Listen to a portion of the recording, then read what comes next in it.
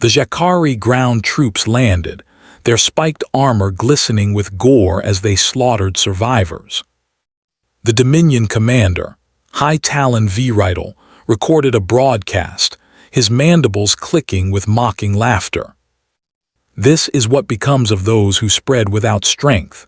Humans, cattle dressed as a species. Earth will bow, they always bow. The video was seeded across the networks of the galaxy, a performance of dominance, a warning wrapped in cruelty. The aliens did not fear retribution. Why should they? To them, Earth was a provincial backwater of sentimental diplomats, traders, and poets. Their fleets were small, their colonies young, their armies untested. The Dominion carved its warning into the ashes of Elysium 4. And they celebrated. Mockery in the halls of power. The Dominion elite gathered in their crystalline war chambers, surrounded by holograms of burning human cities. Goblets of fermented ichor were raised, laughter booming across the chamber. Earth will kneel to survive, Viridal sneered, or it will starve alone. Around the galaxy, whispers spread. Allies of humanity shifted uncomfortably, afraid to speak. Rivals smirked, believing the humans would swallow their humiliation. The diplomatic enclaves filled with cruel jokes about Earth, civilized restraint. The humans, after all, had always played the role of negotiator, healer, builder. They were the peacekeepers of the younger galactic order, rarely the warriors. So when no response came in the days following Elysium 4's fall, the Dominion's arrogance only deepened. In their palaces, they laughed. In their war academies, they studied human anatomy only for amusement. In their broadcasts, they mocked Earth's silence. Perhaps they are too fragile to fight, one Dominion officer jeered. Perhaps, another replied, they are too civilized to know how. The galaxy nodded in grim agreement. Earth was powerless. Or so they thought. The silence before the storm. For 12 days, Earth said nothing. No declaration, no threat. Not even a demand for reparations. The galaxy mistook it for weakness. But within the heart of Sol, beneath the shadows of the moon, behind the black glass of orbital citadels, humanity was moving. The silence was not weakness. It was calculation. It was patience coiled like a serpent. The comm lines went dark as military channels encrypted themselves into silence. Civilian traffic was rerouted. The Earth Defense Authority locked its gates. Deep space shipyards, long believed idle, flared alive with forges brighter than suns. Titans of steel stirred, engines humming like the throats of ancient beasts. Entire fleets, dreadnoughts, carriers, gunships, emerged from the void, long hidden from prying alien eyes. From the asteroid belts, swarms of drone frigates were awakened from hibernation. In Neptune's shadow, massive planet-killer railguns rotated for the first time in a century. And from beneath Antarctica's buried bunkers, the legions of Terra, armored soldiers bred for war, marched into carriers like silent storms awaiting release. The galaxy had forgotten something. Humans had always worn the mask of peace, but behind it they had prepared, always, because their history had taught them, again and again, that survival demanded it. Humanity's silence cracked on the 13th day. The voice of retaliation. The broadcast was brief. It came from Earth itself. A single figure appeared, Admiral Kara Salin, her eyes cold as the void. Behind her, a wall of steel and banners bearing the seal of Earth. Her words were not shouted. They were delivered with the weight of inevitability. To the Jakari Dominion. You massacred our people.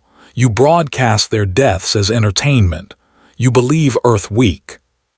You are mistaken. We do not forgive. We do not forget. For every life taken, we will take 1,000. And when history remembers this day, it will speak a single truth. Humanity's patience is vast, but our vengeance is infinite.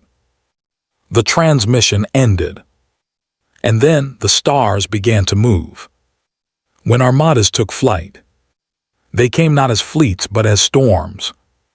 From Sol, from Mars, from Titan and Europa, Armadas erupted into the void. Thousands of ships in perfect formation, their drives blazing white fury. Carriers larger than cities, dreadnoughts whose cannons could vaporize continents, cruisers sleek as blades, all surged forward. The first wave alone eclipsed anything the Dominion had ever fielded, and behind them came the second and the third. Humanity had hidden its strength across centuries of false peace, and now, unleashed, it looked endless. Alien astronomers across the galaxy stared in silence as their skies filled with human warships blotting out constellations. Worlds that once doubted Earth shuddered as fleets passed overhead like an eclipse. The galaxy realized the truth. Earth had not been powerless. It had been waiting. Retribution in fire. The Dominion fleets gathered to intercept, confident still in their supremacy. Thousands of warships, bristling with weapons, spread across the stars. The first human strike shattered that confidence in a heartbeat. From beyond sensor range, human dreadnoughts unleashed railgun volleys traveling at a fraction of light speed. The Dominion's vanguard simply ceased to exist, torn apart before they even fired. Then the carriers released their payloads, squadrons of black-winged fighters moving faster than tracking systems could follow. They carved through Dominion formations like wolves among sheep. The battlefields became cathedrals of annihilation, stars lit with fusion detonations. Planetary strongholds were glassed from orbit. Asteroid bases crumbled to dust under kinetic bombardment. The legions of Terra descended onto captured worlds, their armored columns rolling across battlefields like iron hurricanes. Every Dominion soldier who resisted was cut down without mercy. The human fleets advanced relentlessly, one system, then 5, then 20. Dominion space shrank with each passing day. Their arrogance curdled into desperation.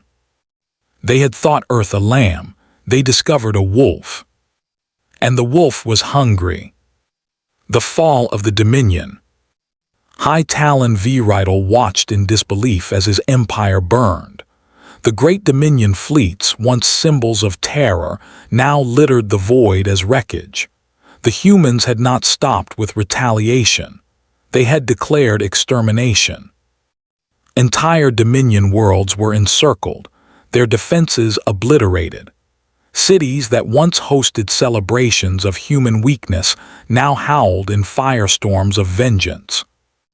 The humans did not pause, did not negotiate, did not forgive. On the 71st day of the war, the humans reached the Dominion capital. The armada that arrived was so vast it blotted out the sun. The skies turned to night as thousands of warships descended in perfect silence. The humans issued no ultimatum, no warning. They simply opened fire. The Dominion capital burned until nothing remained but ruins floating in space. Whispers across the galaxy. When it ended, silence returned, but it was no longer the silence of weakness. It was the silence of fear.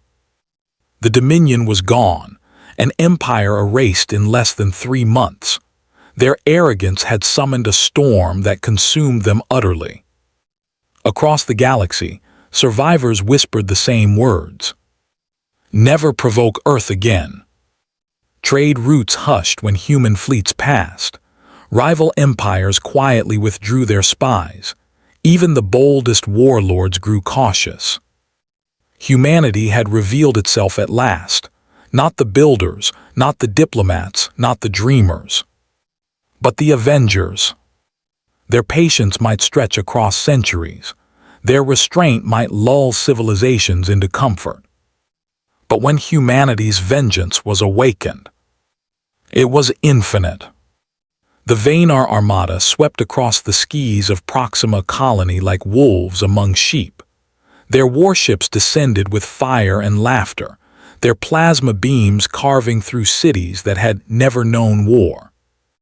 To them it was sport, to the humans below it was slaughter. On every channel, the invaders broadcast their mockery. Earthlings, fragile, soft, and bound by treaties. You call yourselves explorers of the stars, but you are no more than prey that wandered too far from home. Families were incinerated. Hospitals, unarmed transports, entire habitats, nothing was spared. The colony governor, a woman named Amina Rhodes, sent a final transmission to Earth. "We are burning. If this is our end, let the galaxy remember. Humans do not forgive." The Vaynar commander cut the signal with a smirk, his words sharp as venom. "Let them remember that Earth is powerless."